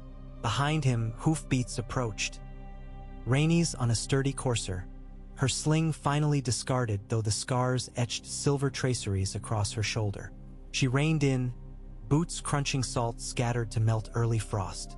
"They will test again," she said quietly. "They must," Aegon replied, "so we may show the realm how to withstand." Rhaenys dismounted in a fluid motion that belied lingering pain. She laid her palm flat upon the parapet stone, feeling its heartbeat in the faint tremors still traveling up from bedrock. "Stone talks louder each day. Then we learn its language," Aegon answered. He pointed to the scaffolding rising like a ribcage along the tower's northern face, new sensor galleries designed by the Quake listeners. When a child cries, a mother does not scold the wind. She listens. Rhaenys glanced toward the conservatories where Dawnflame, now crunching bone, spattered red across pristine tiles. "And if the child screams in rage? Then we teach it song," Aegon said, though his gaze followed the smear of blood with thoughtful severity. In the Tower of Dread's underlevels, Visenya drilled with 50 crowns guard in the faint torch glow. Dark Sister blurred, carving arcs of shadow and sparks where Valyrian edge-kissed mailed gauntlet for parry drill. Sweat dripped down her temples to darken the padded gorget encasing an old wound that flared in damp air. Smoke Cloud, her restless mount, could be heard above, talons clacking on roof tiles as the dragon paced, sensing its rider's exertion. Visenya stopped the drill abruptly, raised 2 fingers. The guard line froze. She moved along their ranks, inspecting footwork, noting tense shoulders, heels too tight together, hands too eager for killing blows. "Patience," she murmured. "Strike like frost, unseen until roofs collapse beneath the weight." She did not raise her voice, yet even guards at the far end heard and straightened. She marked 3 for extra rotations, then dismissed them with a nod that felt more dangerous than a roar. Climbing toward daylight, she paused midway up the spiral to lean against frost-sweating stone. A tremor, not from earth this time but from within, shivered through her thigh. Poison residue, the maesters insisted. Old venom clung to bone and sinew. Visenya inhaled until lungs threatened to split, then exhaled long, forcing pain back into its den. She resumed, steps echoing like hammer on shield, and on the rampart Smoke Cloud crooned, wing beats settling at her approach. She pressed her brow to the dragon's scaled cheek. "We will fly again soon," she whispered, "and higher than memory believes." Smoke Cloud's pupil slit widened, nostrils steaming in a low, plaintive puff. Above them, the library beam flickered as clouds drifted before the sun, and Visenya thought how light itself learned to adapt, bending round corners, splicing through prism glass, never losing essence for all its refracting. By mid-morning, Maker Council deliberations filled the high hall with overlapping murmurs. On benches facing a dais where Aegon sat flanked by his queens, guild representatives unfurled petitions like bolts of cloth. A potter demonstrated kiln bricks laced with silica that would resist even dragonfire temperatures. A brewer from the north introduced a barley strain needing less water. A smith from Ashmark proposed an alloy mixing bright steel with trace silver to ward corrosion. Each pitch ended with coin tallies, each greeted by scribes scraping quills. But it was the approach of a slight figure in patched sealskin that hushed the room. She shuffled barefoot, eyes downcast, hands cupping a glowing coal set in a clay bowl. "Mara of the Weeping Town," Brinder announced. "She claims songglass for dragons." Curiosity prickled. Rhaenys leaned forward. Mara set the bowl upon the stone floor and tapped its rim twice. The coal's dull glow pulsed, no wind yet flickering. She produced a thin shard of glass, edges scalloped, clear as river water. She laid it above the ember. Flame licked the shard, and music hummed. First a single note, then harmonic overtones blooming like petals. The hall gasped. Dawnflame, yards away, lifted his head sharply. Mara lifted the shard. The music died. She bowed, voice barely louder than a quill scratch. "Forge glass to this recipe. Mount along walls, and dragons may speak without crushing stone." She withdrew. Silence lingered until Maester Albin fumbled to his feet, spectacles sliding down his nose. "Your Graces." The phenomenon appears a crystalline resonance not unlike our singer plates yet subtler, perhaps attuned to narrower frequency.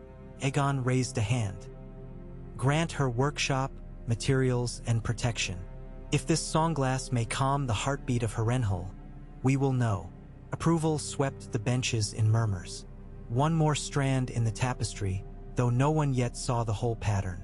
The winter moon waxed fat, silver bruised behind veils of cirrus, when word arrived by Raven from the Stepstones. Orys Baratheon reported capture of a tiger-masked priest ferrying crates of quicksilver brine. Interrogation under Truthbane revealed a new plan: to sabotage the festival roads with buried jars timed to break when spring thaw softened earth, toppling wagons laden with cold light sap and causing panic. Scripts detailing deposit sites were seized, 40 red-inked crosses along the Golden Road's veins. Upon reading the transcript, Aegon felt his pulse slow instead of quicken. He called Mercy and Hearth to the Privy Council that night, startling courtiers who saw mere children. Laying the map before them, he said, "Tell me where a traveler would most fear delay." They studied the route, tracing finger pads over cross marks. Hearth pointed to a narrow bridge spanning a tributary. "Here, wagons queue long when the water rises." Mercy tapped a slope notorious for rockfall. "Sabotage there breeds legend. Folks will fear the mountain as if it had teeth." Their insights matched seasoned courier reports. Aegon thanked them and ordered beacon commanders to flood those sites with doubled guard, but in plain clothes so the saboteurs would believe their plan unseen. Meanwhile, he dispatched guild caravans bearing decoy barrels painted with sap sigils but filled only with river water. The saboteurs struck at 2 of these, smashing clay that hissed harmless into mud. Hidden watchers captured them. Under questioning, they admitted expecting a reaction that never came. No explosions, no poisoned light. Schemes that failed to terrify scattered like crows at noon. Spring eased into the riverlands, brewing ghost mists that slithered between barley stalks just tall enough to rattle in wind. On a dawn thick with dragon breath fog, Rhaenys led Dawnflame on first true flight beyond castle circumference. She wore light leathers, sling replaced by a silver great harness allowing movement while shielding scar tissue. Dawnflame crouched at ramp's edge, wings unfurling with leathern whisper. Meraxes lumbered aside, crooning encouragement. At a word in high Valyrian, the hatchling sprang, claws scratching slate. Wind caught wings, turbulence rocked. Rhaenys guided with subtle tugs on neck spike reins. They soared above fog pane, frost sparkle swirling from wing edge vortices. Below, library beacon winked like a sunken star beneath cloud sea. Dawn Flame's exhilaration pulsed through saddle struts. Rhaenys felt it thrumming her bones. They banked east over the god's eye. Ice flows cracked below, echoing like distant drums. She let him drop to skim mist, claws skittering water's surface before updraft lofted them into sunrise. Golden light fractured across newly absorbed songglass array lining the Tower of Ghost. The dragon's roar triggered resonant chimes that answered like cathedral bells across heaven. That music washed over fields and reached farmers guiding plows. Heads jerked, faces split with wonder. Here was proof dragons could sing the dawn without burning it. They returned hours later, Dawn Flame's chest heaving, dew beads glittering on scales. Small folk lined battlements cheering. Rhaenys dismounted, heart roaring louder than any dragon. And for the first time since shards pierced her flesh, she felt wholly hale. Days stretched into a tapestry of small triumphs and deeper undercurrents. Vineyard chutes survived a late frost thanks to cold light frames. River mills fitted with silvered water wheels now ground twice the grain. Tyloshi traders arrived bearing rare saffron and apologized for earlier hostilities, though their holds housed suspiciously few passengers. Aegon received them with measured courtesy, welcoming spice, denying rights to recruit workers. In the God's Wood, Tremor sisters tapped roots again and heard only healthy vibrations. Still, Brinder Strong reported whispers in alehouses. Talk of a dragon plague that would render hatchlings mindless. Talk of copper tarnish forecasting wards failing. Talk of the king's coin debased by alloy.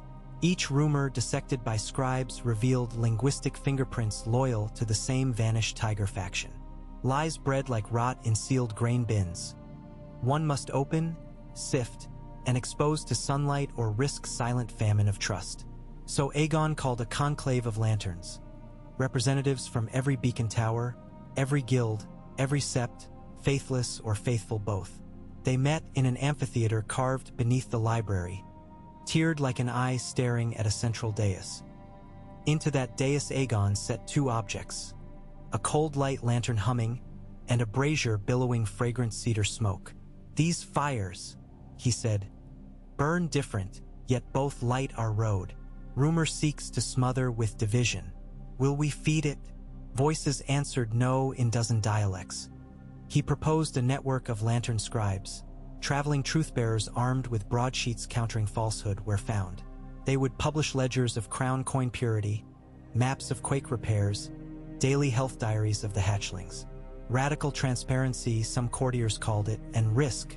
Yet the conclave passed the decree by acclamation. Darkness, after all, fears bright company.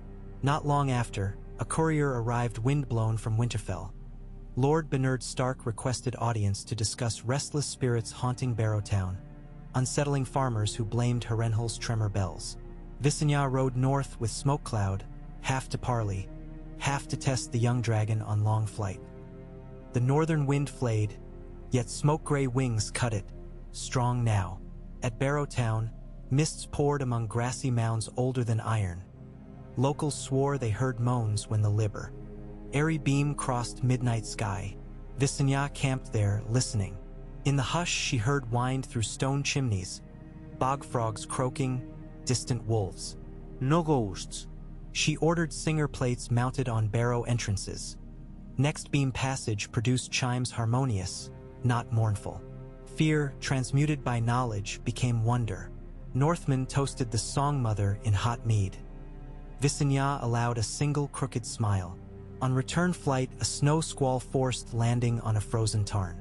Their smoke cloud scented something beneath ice. Black shapes, twisting. Visenya knelt and saw preserved fish in crystal clarity. Yet deeper, runes carved on drowned menhirs. She etched them in wax. Back at Harrenhal, Maester Albin translated fragments. An ancient pledge from first men to keep the winged ones guardians instead of gods. Visenya showed Aegon. Even before we came, men knew dragons walk beside, not above, she noted. Aegon traced the characters and vowed to inscribe them above library gates. Summer's threshold arrived on breath of lilac. Barley rippled like liquid gold. Bees swarmed purple foxglove patches along road verges. Refugee flax stands bloomed blue, their fibers readied for new sailcloth. Lantern scribes roamed by wheeled press, printing sheets on cotton rag. Rumor still slithered but found fewer layers. The common folk weighed words against what their own eyes saw. Roads safe, bins full, dragons that sang not scorched. In Sisterton, a minstrel performed the tale of two flames. Children knew verses by heart. Yet across narrow waters, elephants of Volantis consolidated, whispering peace overtures. Tigers, depleted, sought allies in shadowy corners. A Bravusi banker visited Harrenhal, eyes taking in every arch, every copper patch, noting where acid stains marked earlier breach. He smiled too politely, spoke of trade lines. Aegon accepted his ledger, then posted 2 lantern scribes to shadow his retinue, scribbling observations into pamphlets titled, "When Silver Tongues Seek Copper Gates." The Bravusi soon sailed, leaving behind platitudes, and a single mirrored box left in gratitude. Lantern watchers intercepted before it crossed the gate. Mara's songglass device, tuned to dragon resonance, cracked the lid without touching. Inside sat globes of slumber dust potent enough to choke hundreds in closed quarter. Exposure to daylight turned them inert. The demonstration printed on broadsheets the next dawn. "Sunlight is best ward," declared the heading, and the realm took lesson. A festival to mark Merix's 115th name day approached. Preparations focused not on grandeur but homage to endurance. Artisans coated the old dragon's rampart roost with cushioned tiles of sunglass sand fused into translucent panels, capturing warmth while easing bone ache. Meraxes tested them, tail swaying contentedly. Dawnflame watched, mimicry ready, until Rhaenys allowed him to help deliver fresh goats. He carried one between fangs, gentle, dropping it at Merix's paws before prancing away proud as any princeling. During final rehearsal of celebratory flight, Dawnflame's left wing clipped a lantern crane. The impact bent steel, snapped lantern free. It plummeted toward a group of potters unloading crates. Hearthscale darted forward, wings beating dust devils, and with unexpected precision snatched lantern midair, settling it unharmed. The crowd burst into applause. Dragons bowed instinctively. Children swore they saw Hearthscale blush a deeper shade of green. That night, under lantern constellations strung between towers, musicians tuned lyres coated in songglass dust that amplified resonance. Alyson Waters, her voice aged to rich tawny, conducted choirboys whose notes soared like lark flight. The sound mingled with dragon hum until differences blurred. Human, beast, and glass singing single chord. Farmers felt chest cavities vibrate. Masons felt hair rise. Queenly hearts beat in sync.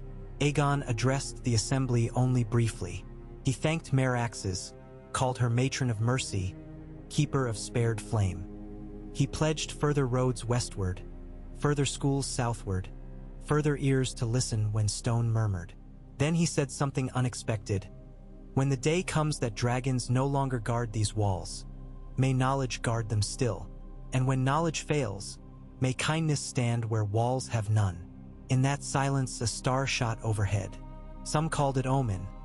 Others swore it was flare from distant stepstones war. Meaning mattered less than awe. Weeks rolled. Barley scythed, flax rett, library stacks climbed. Lantern scribes reported rumor mills shrinking to mere embers. Yet alert gongs still rang at odd intervals. A quake tick, a spotted spy, rare plague flare. Each test met with prepared response, for Harrenhal had learned reflexes of survival.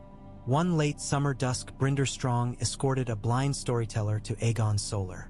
The old man claimed descent from a mason who laid Harren's original keystones. He carried a chipped cup of tower stone dust mixed with lake water. "The keep remembers," he rasped. He poured mixture into a sunbeam slanting through window. Suspended grit glimmered, swirling to form ghostly keep outlines half seen. "Stone dreams of what it might be," he whispered, "and what it might yet mend." Aegon asked him for tale. The blind man spoke of mortar mixed with slave tears, of curses woven in torchlight, of kingly arrogance unmade by dragon flame withheld. When he finished, tears shone on his lids though he could not see them. Aegon rose, pressed his brow to the seers, and decreed his story scribed, shelved, and recited each year on the eve of Harren's surrender, so memory never dulled mercy's edge. That night, dragons perched across ramparts in silent vigil. Music drifted from festival tents, entwining with cricket choirs in barley stubble. Lantern beams crisscrossed sky, painting invisible lattice of watchfulness. In the dark, Visenya traced her finger along library wall where earthquake sensors glowed faint green, listening to stone heartbeat. Rhaenys rocked Ember to sleep near Dawnflame's enclosure, lullaby soft. Aegon walked alone along Widow's Tower parapet, palms brushing scars on copper, acid trails now bronzed like veins of the realm. He closed his eyes, inhaled air sweet with harvest and distant forge smoke, and felt the giant heart of Harrenhal beat once, then again, steady, unafraid. No chronicler could say what storms yet brewed beyond horizon. Free cities might rally, tigers might claw, earth might rumble and walls tremble. But on that night, a castle once damned by dragonfire stood not in ruin, but in crescendo of song and stone. 5 towers reached sky unblackened, lanterns burned side by side, and every breath in that valley joined the long exhale of a kingdom choosing, moment by moment, to temper power with mercy and craft. The future remained unwritten parchment, but the quills were ready, the ink was truth, and the hand that would write trembled neither with fear nor with arrogance, but with unquenchable resolve.